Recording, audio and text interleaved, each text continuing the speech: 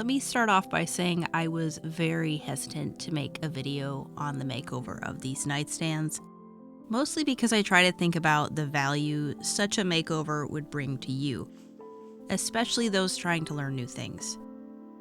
However, I decided to move forward because I want this to function as a time capsule for two important refinishing decisions that I've made while working on these.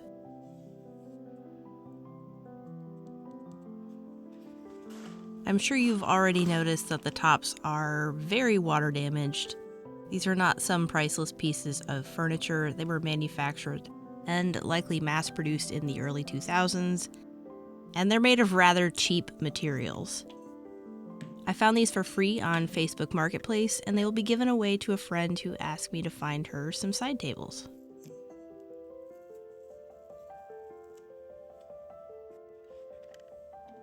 In the interest of using up products that I have in my garage, I'm going to be reusing the hardware. These pulls are a bit harder to find replacements for because of the 1-inch spacer between the screw holes, and they're in good condition.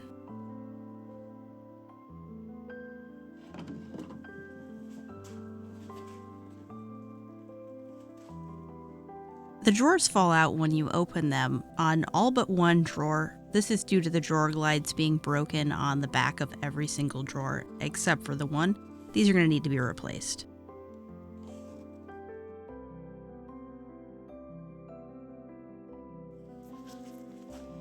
If you haven't guessed it yet, I'm going to paint these nightstands. The tops being as damaged as they are, there really isn't much use in reveneering them. They aren't so bad that they need to be replaced either. If I were refinishing these for resale, I would make the same decision.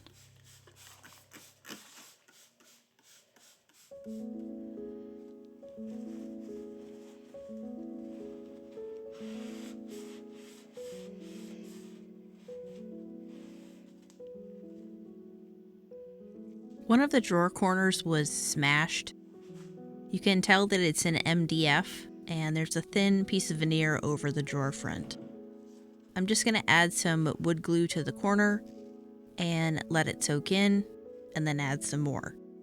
Once it's coated, I'm just going to clamp it and leave it to dry overnight, and then fill in any unevenness with some wood filler.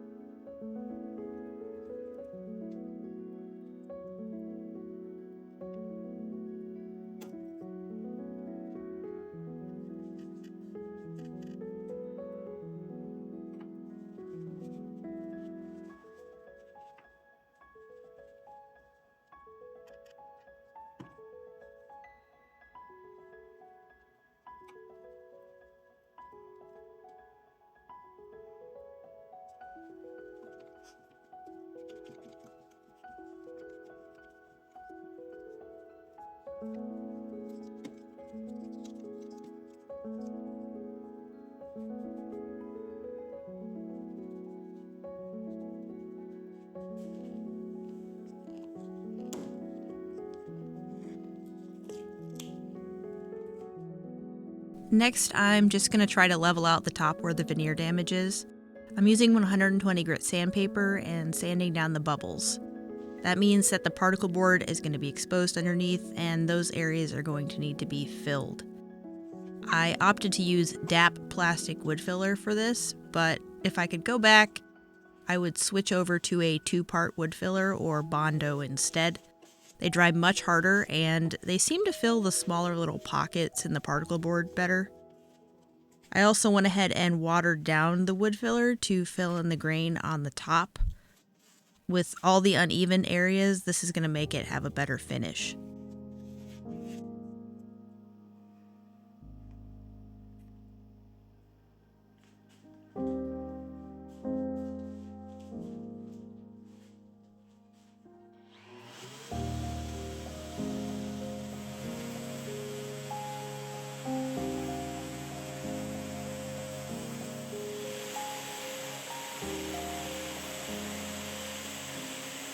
I ended up using some CA glue to fill in the voids after sanding the wood filler down with some 150 grit sandpaper.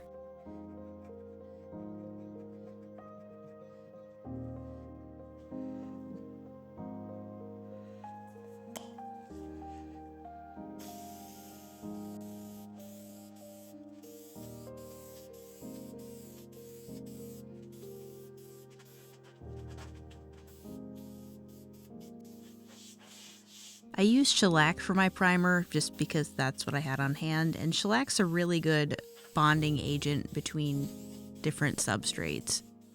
I did have a half a can of Rust-Oleum red primer, and I used that on the tops where there was the most damage. This is a thicker primer and it fills in a lot of those uneven spots a lot better.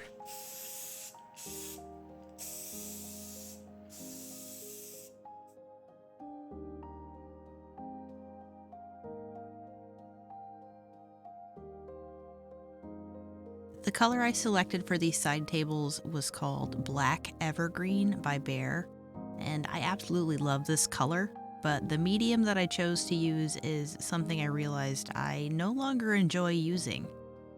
I know that chalk paint is very loved and enjoyed for many people and different projects, but I feel like I've finally developed a preference for using mineral-based paints. I also plan to eventually try out color-based lacquers as well, once I'm able to find a good source for them.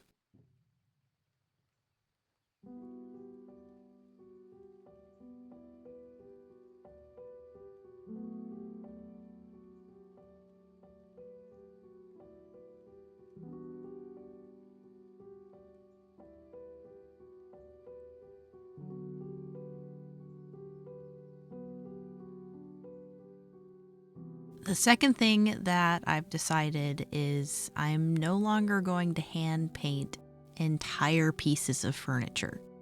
It doesn't make any sense for me in the perspective of time. When I'm hand painting, I apply several thin coats to avoid brush strokes, and then I sand between layers to get a good finish. It doesn't mean I won't hand paint if there's a small area, but when 3/4 or more of a project is being painted, I'm going to be using a sprayer moving forward.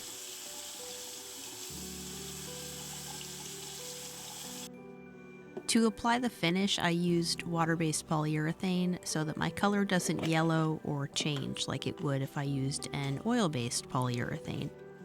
My preference for this finish is to use a damp sponge and apply 2 coats of polyurethane, then lightly sand and apply another coat.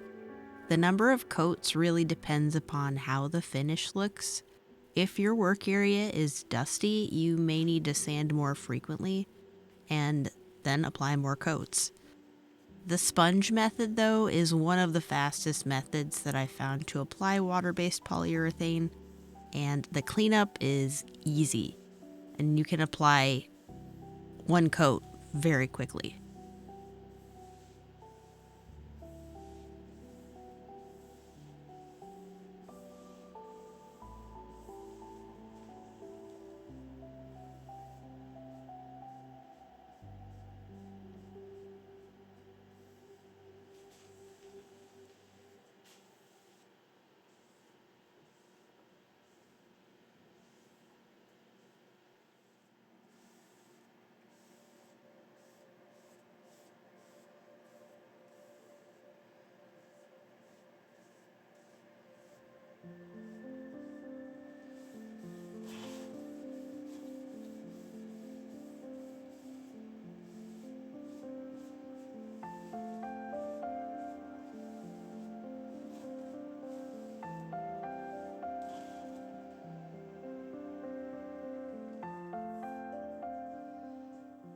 Since the handles were going to be reused, I cleaned them, primed them, and painted them in vintage gold spray paint.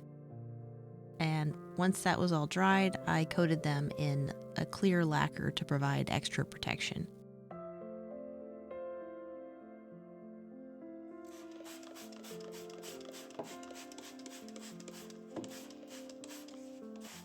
I also cleaned the drawers with some Old English, and the top drawers that were in the nightstands were a little bit dirty, but they weren't all that bad. Some of them had some spots on it, so I just used some OxyClean to remove the spots with a soft bristle brush.